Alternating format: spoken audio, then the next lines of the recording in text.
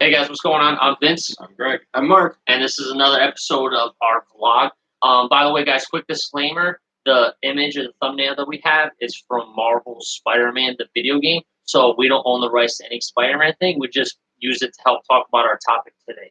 So our first topic is actually going to be on the franchises, how they're changing, and how just in general franchises, as far as like film industry, TV, has just been affecting society. So go ahead, Mark, you start this time. Well, several series have, developed over the last couple of decades that have, a lot of times when a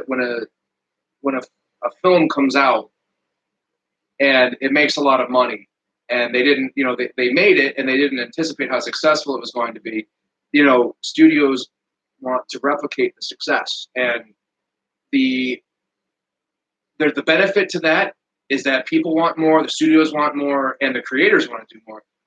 The downside is that when a franchise runs its course and the ideas have run out and the magic from around the first film isn't there anymore, it causes fatigue, and then they try to do something different.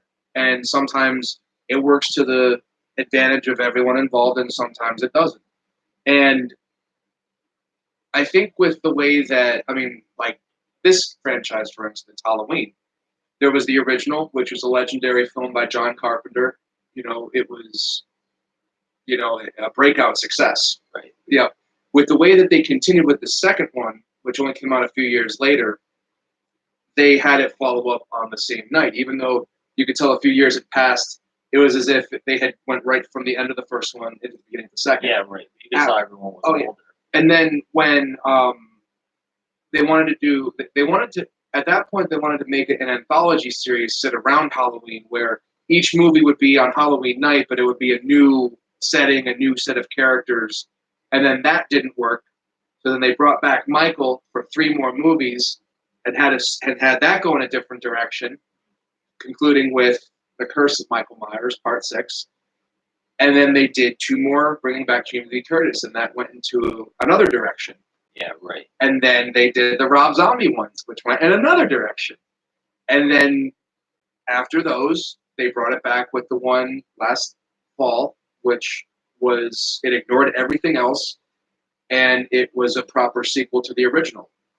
And it went in so many different directions that you could tell they stopped numbering them because they didn't want it to be like, part 10, 11, 12, 13. Right. They wanted it to go in a different way. And the important thing is that, it's still being successful. They're still making them, and they're still finding out creative ways to bring everyone back and slice them and dice them. But, the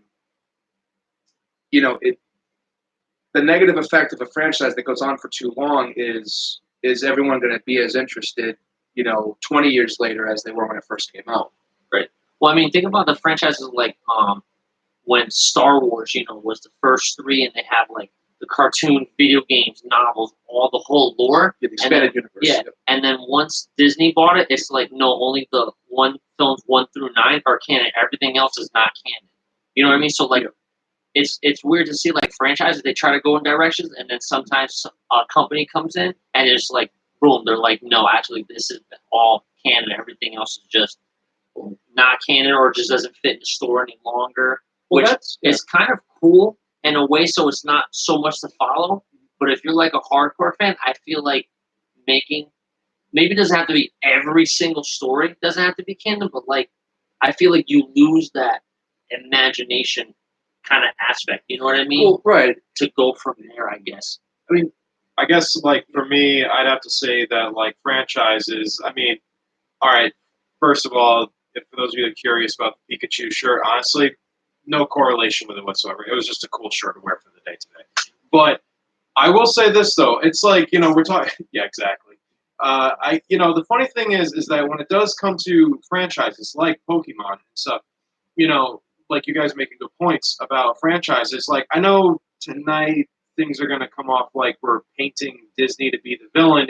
That's not really the case. It's just the conversation in general is about franchises, how they will fail, how they get back on their feet again, do really well, and other times how like people take gambles and risks for them.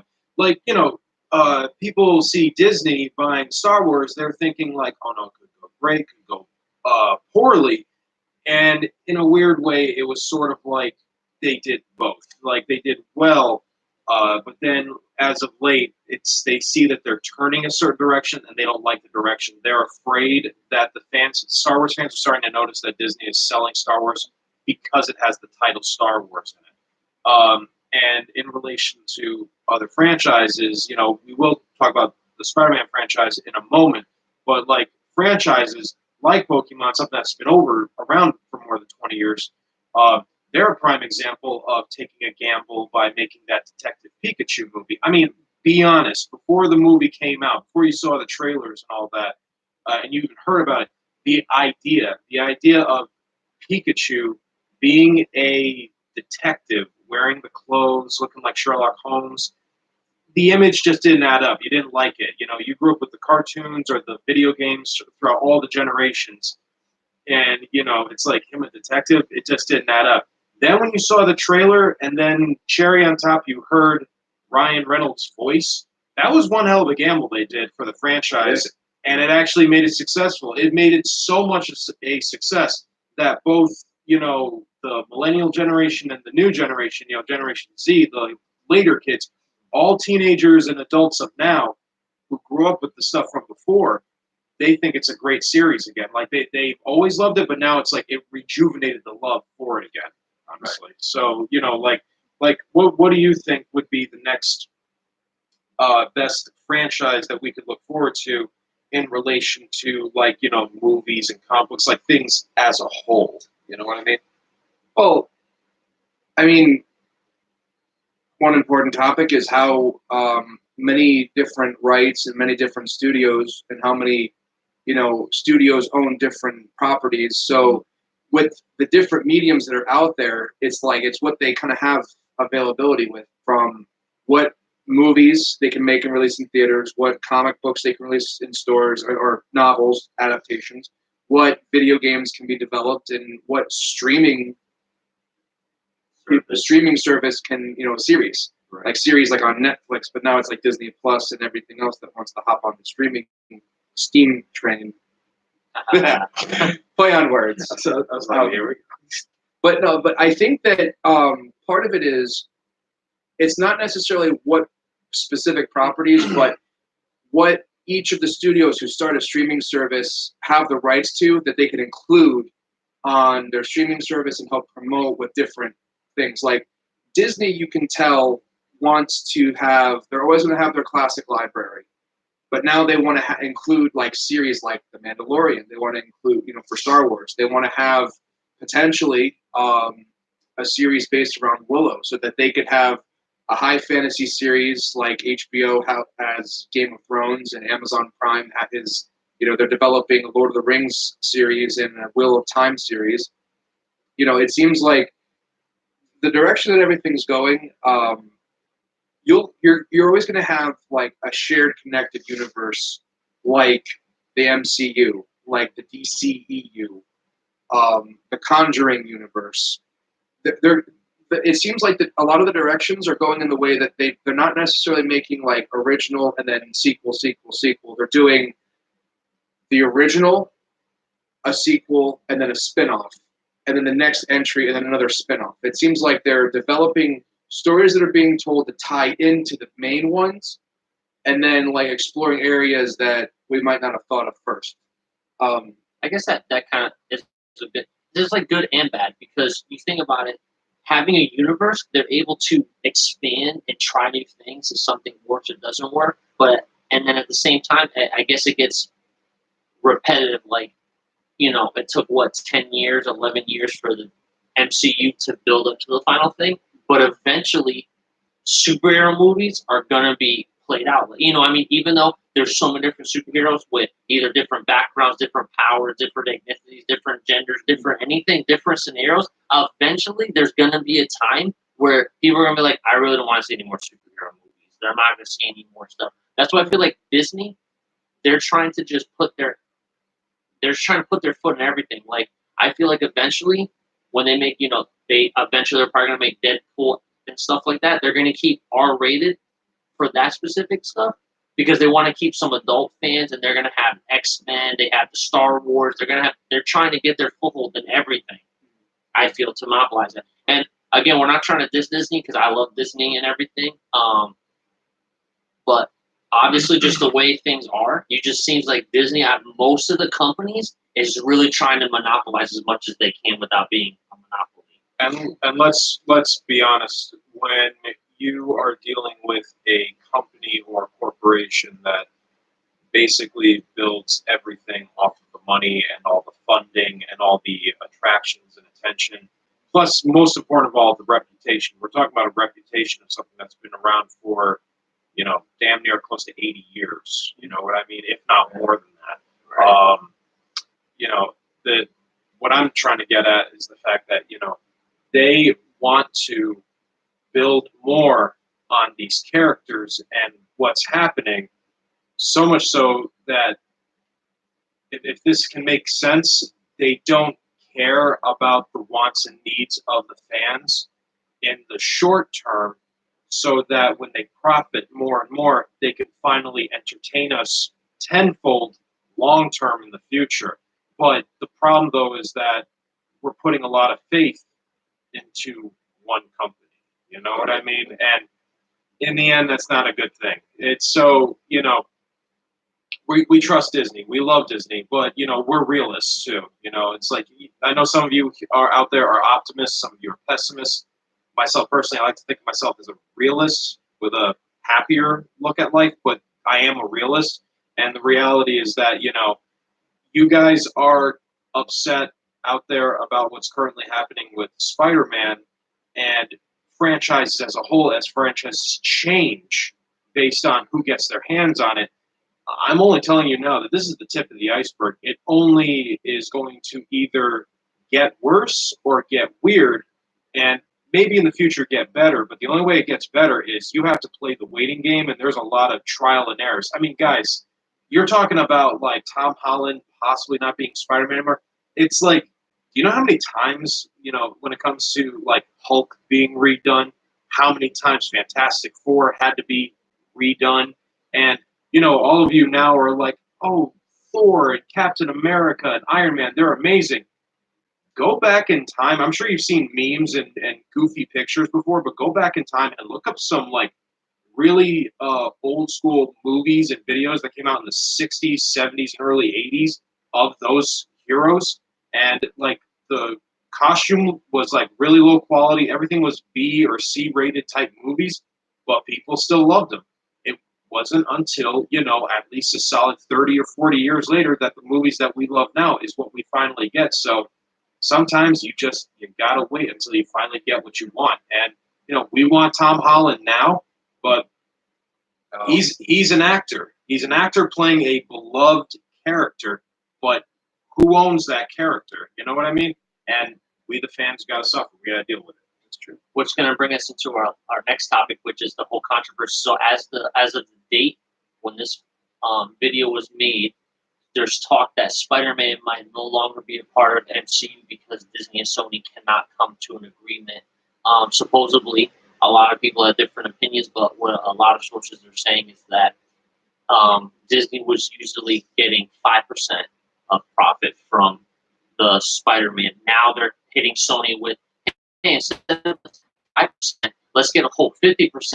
And we're going to talk about how are they justified, not justified, and how just we feel as being not only movie fans, but being like comic book fans and just being people that love movies and just don't want to see power hungry or greed ruin a good franchise. So as far as like the MCU, I mean, they had a really good run. I can't say, and I love Marvel. It's my favorite compared to DC. I love all comics, but Marvel's my favorite. I can't say that every single MCU movie is literally the highest quality, best movie ever, but to me, they're enjoyable. And the way they have a universe and to make everything integrated, I think is awesome. Now, for them to not come to an agreement with Spider-Man, do I think it's selfish?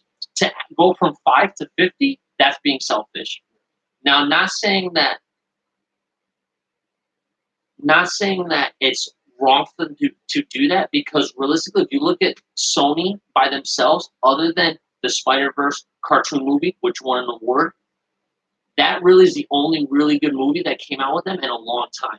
The Venom movie, fan-wise it did well, money-wise it did well, but critically it didn't do well. And think about how many Spider-Man movies they did attempt. The first two Sam Raimi movies, awesome. The third one, horrible. They ruined that franchise. They rebooted it. The first Amazing Spider-Man with Andrew Garfield, boom. The good one, second one, went down. You know what I mean? So Sony does not have a very good track record as far as like making solid, consistent Spider-Man movie. Yeah. And so to me, I'm not saying that Disney should not ask for more money. If they feel that without Disney, Spider-Man wouldn't get as mainstream, I understand that part. Right. But to ask for 50% from 5%, that to me, that's like astronomical. That's not even a reasonable thing to ask for. Yeah. Well, I think it, like, you know, we're not accountants. We don't know all the. Like, I know. I was gonna say, who doesn't love money? Honestly. Oh yeah, of course. But my point is that, you know, from a financial perspective, I mean, we see budget this much, gross amount this much. We don't know all the marketing costs all the time. So when these studios make, you know, their accountants look at the net, you know, the net after everything was taken into account, and they see, okay, it made this much money in America, it made this much money worldwide. Where is our most successful market? And how, you know, Hollywood, I mean, from a bigger perspective, this is showing how much Hollywood has changed in the way that it's selling the Hollywood films, not just to the United States domestically, but around the world. It has, you know, every major studio wants a piece of the pie. They want, you know, their share of it. And,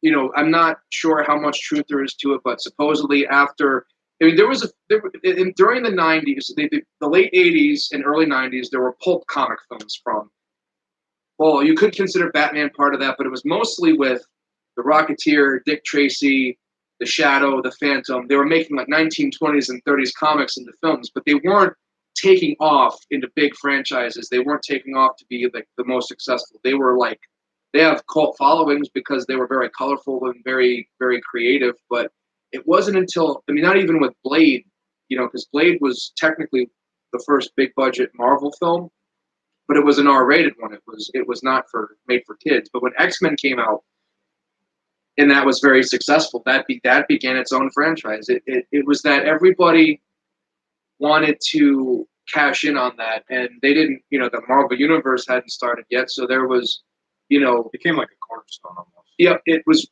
where it began, and that's early on was where all these big budget studios were buying up the film rights, because at first Sony had Spider-Man, 20th Century Fox had the X-Men, Fantastic Four, and all those characters. Marvel and Disney was not even a thing yet. That didn't become a thing until after 2009 or 10, when Disney acquired Marvel. Because they tried with 2008. You might, I don't know how many people remember that Iron Man was actually made by Paramount, and Paramount was the flagship studio that introduced the MCU. Right. But it is no longer part of it. It's important to note that Sony has had success in many different forms because of Spider-Man. Even back when PS3 came out, the PlayStation 3 logo was in Spider-Man font. It was. Because there was Spider-Man 3, PlayStation 3. Everything was like they were tying it all together, right, with the way that they were. Well, I mean, when you work at a video store like I did for 6 years, you notice the little things like that when you're looking at PlayStation 3. Oh, Spider-Man 3 for PlayStation 3. It's in the same exact font. Yeah, Sony had a plan. Yeah. I mean, it's, and like you were mentioning, with how many different Spider-Men there have been, with many different directions they were going, it's because Spider-Man's a Marvel character and he was heavily involved in. I don't know what he's laughing at. I'm sorry, guys. I'm sorry, but all I'm laughing about is that every time I think about Spider-Man, all I think about is Alexander Garfield. The dude does Andrew Garfield. Yeah. He does nothing but cry. I mean, all the Spider-Man cry. Tobey Maguire, he's got that, the one tear cry thing coming down with the Uncle Ben moments. But he has a constipation face all the time. He always whined, and I was excited for the first movie when it came out, but that movie made me laugh when he starts crying and he's all like where's here? Because it's like, dude, Uncle Ben hasn't even died yet, and you're already crying. All right, is this going to be just a cry movie? But I thought he did a good job as the Spider-Man. Well, it's important to note shitty that Peter Parker. I'm sorry. when you go back to the source material, yes, many different studios own the rights to these characters, but all these characters in the Marvel comics were tied into the same important stories, like Civil War. Yeah, right. That's why before they made Civil War, they wanted to include Spider-Man in that series, but they couldn't include the Fantastic Four or the X-Men, even though they were an important part of that series. It was that they were able to secure the rights, partially secure the rights to Spider-Man to be in those and another like 4 or 5 films. Well, think about it. They're only borrowing Spider-Man. They're borrowing Spider-Man from Sony. Yeah, that's they're making deals. They're like, hey, here's the money we're borrowing. And the reason why it was called Captain America Civil War, because they couldn't be Marvel Civil War. Yeah, because there's too many heroes to be a part of it. It's a whole different. That was a whole big series of comics. It was a whole big storyline, and there was a lot of tragedies. And Spider-Man was heavily involved, and it's important. Yeah, for sure. It's important for them for him to continue being involved and being the new Iron Man, that they renegotiate and solidify a deal that could potentially change the course of the franchise. Basically, and this will, at least for me, this will be my closeout. This will be my last thing that I'll say. I noticed a very interesting, corporate power play that was going on between, as far as what Sony was doing. Sony was doing something rather interesting, and I remember talking to you guys about this earlier. Sony was doing something interesting where they purchased the rights and basically bought out Insomniac video games. Now, those of you that are PlayStation owners, and even those of you that don't own PlayStation 4, you've all been hearing about how successful and well-rounded PlayStation 4, the Marvel Spider-Man video game has been doing. Yesterday. And it's great game, right? Yeah. Very good game. They've been talking about how after they bought that after they bought that studio, they said the studio already gave them a lot of cash, but now they really got their arm around their shoulder type deal. Disney might have seen that as a power play, and they thought to themselves, well, Sony keeps moving in more and more on Spider-Man to the point where they're cementing themselves in the ownership of Spider-Man. That's when they probably realized, well, if you're going to profit big time off of Spider-Man character-wise, comic book-wise, the video game, plus the billions of dollars that have been made for his opening day with, Far From Home, it's kind of giving Disney second thoughts where they suddenly realize, we got to start, if we can't own Spider-Man, we want a big percentage of them. Because like we said, guys, for those of you that weren't aware of this, did you guys know that Disney owns 60% of stock in Hulu, which is why Netflix is in trouble, because once Disney Plus comes out, you got Disney Plus and you have Hulu both going after Netflix, telling them to step aside. Yeah. So what's to stop Disney from basically saying, yeah, do you mind giving us about 50%? You know what I mean? And it's sort of to what end? You should do the Mickey Mouse voice. I can't do the Mickey Mouse voice. I can't do the Mickey Mouse voice.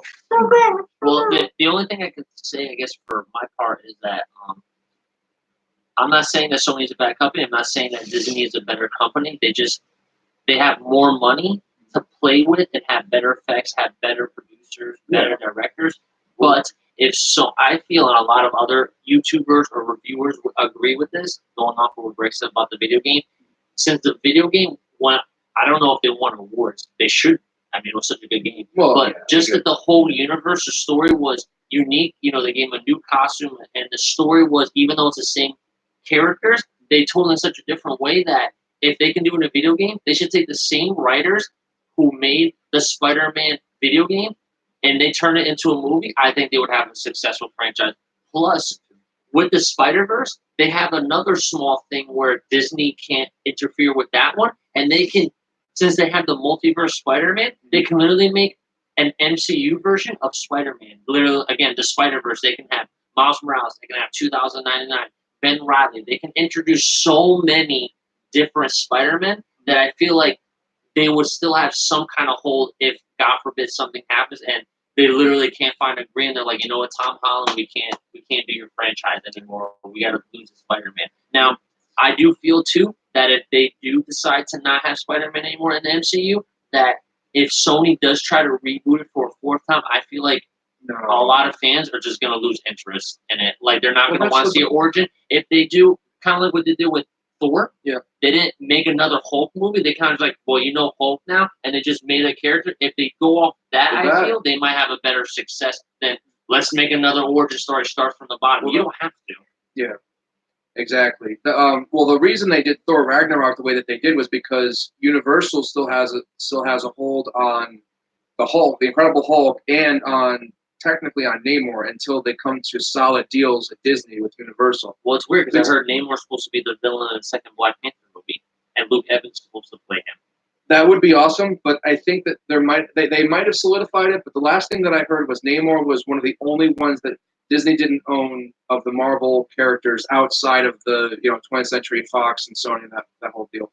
But the Incredible Hulk, though, they still have not ironed out every wrinkle with that because it has to do with that's why they haven't had another solo Incredible Hulk movie because they tied Planet Hulk into Thor Ragnarok. Yeah, that's why they did that because they wanted it to be like so during Civil War. Well, during Civil War, that's why Thor and Hulk were off world. Yeah, right. And now you can tell that the next Doctor Strange movie, which is long overdue, that they're gonna make with that a multiverse. They're gonna have the multiverse into that, and it's gonna be a lot of craziness, multiverses and everything. But that was there's gonna be a lot of good things in the horizon. Hopefully, a lot of potential, a lot of stuff that'll be good on every platform, and hopefully, people won't get tired of it anytime soon. It'll all be good stuff. I just found out yesterday that supposedly they're making a Moon Knight movie or TV show. That's the other thing is that Sony wants to have. Right, I agree. Sony wants to have, a shared universe of their own that includes, the Venom with Tom Hardy, but also Morbius the Living Vampire, Black Cat and Silver Sable, and they would decide. I think after this deal is either decided for or against, the Disney and everything, Disney part, it would be how they want to include Spider-Man in those movies. Because for now, it seems like they're trying to play it as Venom takes place in San Francisco, so it's away from New York City where Spider-Man would be. Yeah, right. That Morbius would be in a different location. Because originally Morbius was supposed to be the villain, I believe, for either part 2 or 3 of Blade, and really? they didn't go that route. They ended up going with the Guillermo del Toro directed Blade 2, where it was the vampires with the huge mouth. Yeah, right. And then in Blade Trinity, how Wesley Snipes ended up getting less screen time than Ryan Reynolds and Jessica Biel, and that caused a big controversy. Which I thought was weird because he's the one who helped produce it. No. Well, that was part of the problem, was that it became like most of his scenes got cut, and it became in favor of Ryan Reynolds and Jessica Biel, that it caused a whole bunch of problems. And that's why for many years they didn't follow up the Blade series, and now they're doing, a Blade reboot with a great actor, Mahershala Ali. But what's interesting too is he was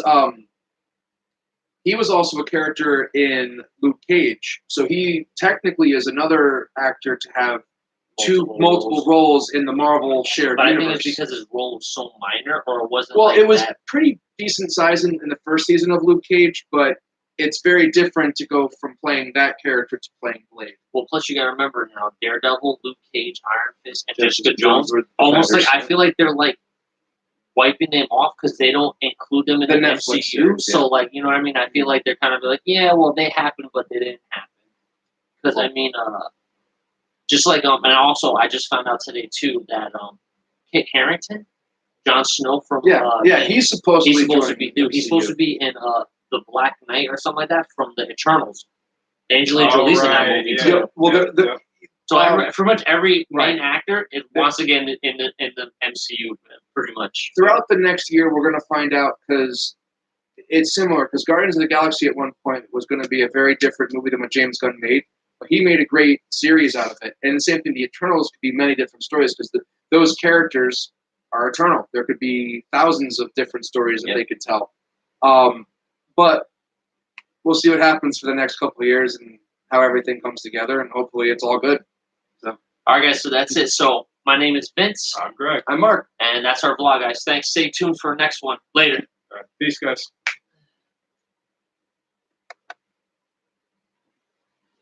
Is there a way to see who was viewing it? Yeah, but I would have to come up here and have the thing on the side.